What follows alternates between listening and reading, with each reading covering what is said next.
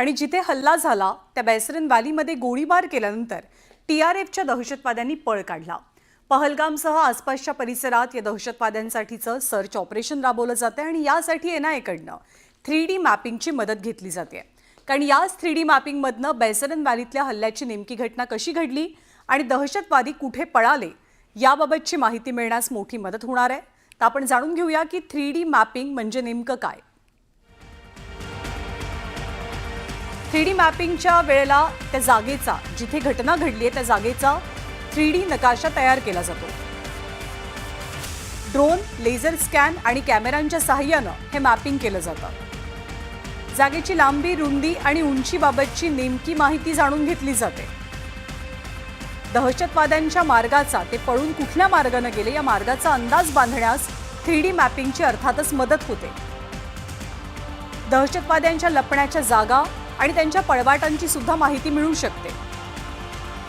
घटनेच्या वेळेला नेमकं काय घडलं याची अचूक माहिती जाणून घेणं सोपं बनतं। ते 3D जी मॅपिंग पद्धत आहे त्याचा वापर करून दहशतवाद्यांनी कुठला रूट घेतला होता हे शोधण्याचा प्रयत्न करतायत आणि त्या भागात अजून कोण कोण होते हे शोधण्याचा प्रयत्न करतायत। म्हणजे एनआयए अत्याधुनिक तंत्रज्ञान वापरून हे सगळं शोधण्याचा प्रयत्न करते आहे। परंतु एवढं नक्की की आतापर्यंत जे पुढे आलेलं आहे दहशतवाद्यांकडे असलेलं तंत्रज्ञान, मग ते कम्युनिकेशन म्हणजे बोलण्याचं असो की मॅपिंगचं असो की मॅप रिडिंग करण्याचं असो, हे आपल्या तंत्रज्ञानापेक्षा पुढे होतं। तर हे सगळं चीनी तंत्रज्ञान होतं। नमस्कार, मी ज्ञानदा कदम आपला महाराष्ट्रामध्ये आपल्या सर्वांचं स्वागत करते। न्यूज 18 लोकमतच्या सर्व प्रेक्षकांना महाराष्ट्र दिनाच्या मनापासून शुभेच्छा। बुलेटिनच्या सुरुवातीला बातमी अर्थातच पहलगाम हल्ल्यासंदर्भातली आहे। या हल्ल्याचा तपास आता हळूहळू वेग पकडू लागलाय। एकीकडे देशाच्या सैन्यानं युद्धसराव सुरू केलेला आहे, तर दुसरीकडे तपास यंत्रणा दिवस रात्र एक करून या हल्ल्याचे पुरावे शोधतात।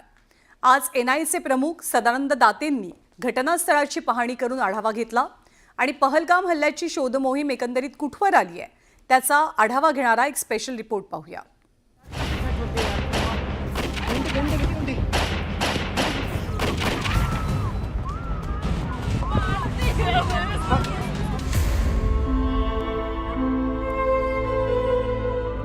बावीस एप्रिल 2025 भारतासाठी काळा दिवस।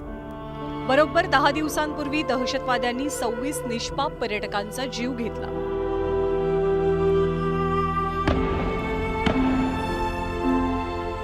या क्रूर हल्ल्याचा देशाला बदला हवाय, तर पीडितांना न्याय।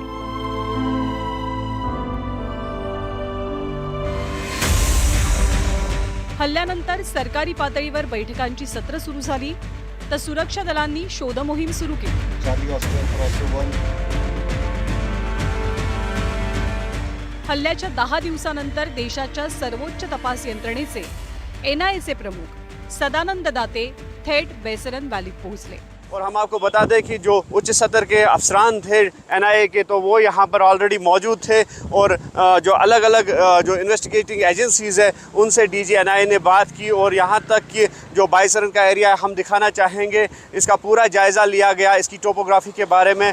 और फिलहाल हम ये कह सकते हैं कि जो मीटिंगों का दौर है वो शुरू हो चुका है और डीजी एनआईए लगातार अब सिचुएशन को बजाते खुद मॉनिटर कर रहे हैं। और आईजी एनआईए की अगर हम बात करेंगे या डीआईजी एनआईए की बात करेंगे तो लगातार कैंप यहीं पे किया हुआ है।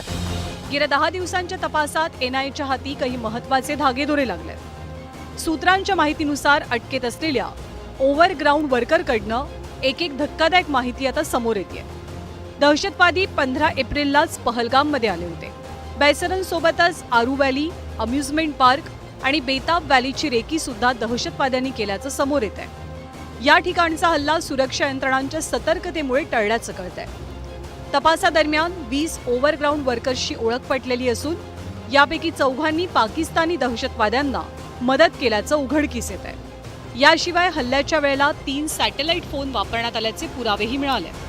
त्यापैकी 2 फोनचे सिग्नल ट्रेस करण्यात यश मिळत आहे। तर दुसरीकडे 2500 संशयितांपैकी 186 जण अजूनही पोलीस कोठडीत आहेत आणि त्यांची कसून चौकशी सुरू आहे। बैसरन हल्ल्याच्या वेळी दहशतवाद्यांनी संपर्कासाठी अल्ट्रा स्टेट कम्युनिकेशन सिस्टीमचा वापर केल्याची माहिती मिळते। ही एक अत्याधुनिक सिस्टीम असून सिम कार्ड आणि इंटरनेट विना या सिस्टीमद्वारे संवाद साधता येतो. या सिस्टीमच्या माध्यमातून साधलेला संवाद ट्रेस करणं अतिशय अवघड असतं. एखादी गुप्त योजना राबवण्यासाठी ही कम्युनिकेशन सिस्टीम परिपूर्ण मानली जाते. या प्रणालीद्वारे केवळ जवळपासच्याच उपकरणांमध्ये मेसेज शेअर करता येतो. दहशतवादी हल्ल्यानंतर चीड, संताप आणि रागाचं वातावरण देशभरात आहे. भारतानं राजनैतिक पातळीवर पाकिस्तानची नाकाबंदी केली आहे, पण जन्माची अद्दल घडे असा धडा शिकवण्याची मागणी आता जोर धरतेय. त्यामुळे सरकारच्या लष्करी कारवाईवर आणि भूमिकेवर केवळ देशाचंच नाही तर अवघ्या जगाचं लक्ष लागून आहे. Bureau report, news 18 Mumbai.